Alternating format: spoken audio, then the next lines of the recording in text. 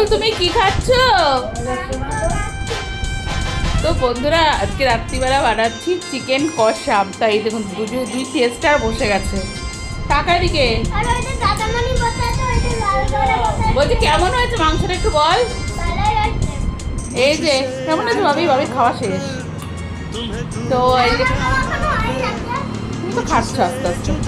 এখানে বাবা মা বসে আছে আর আজ রাত্রিরে ডিনারে করছি গরম গরম চিকেন কষা। মানে চিকেন যদি আমি না করি আমার মাথায় একটা চুলো মনে হয় আজ রাত্রে থাকবে না, কি বলবো। তো এই যে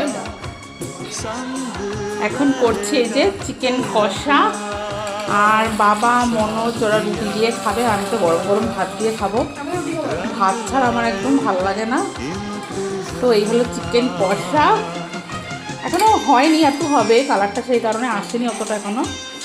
তো রাত্রে আজকে মেনুতে আছে গরম গরম চিকেন কষা আর রুটি। গ্যাসটা খুব নোংরা হয়ে গেছে, কারণ মাংস রান্না করতে গেলে না গ্যাস প্রচণ্ড নোংরা হয়ে যায়, আমি দেখেছি লক্ষ্য করে। যাই হোক, এই হলো ডিনার। রাত্রে হবে আমাদের ডিনার।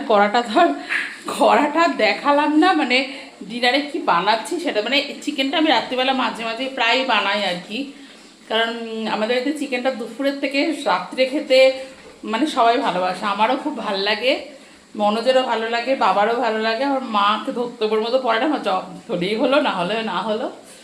আর আমার বাবি পড়েও তো দুপুর আনলে দুপুরেই করে নাও। তো এই হলো ডিনার এখনকার মতো। টাটা। ডিনার মানে করছি আর কি চিকেন কষা। তো এখনকার মতো টাটা, গুড নাইট।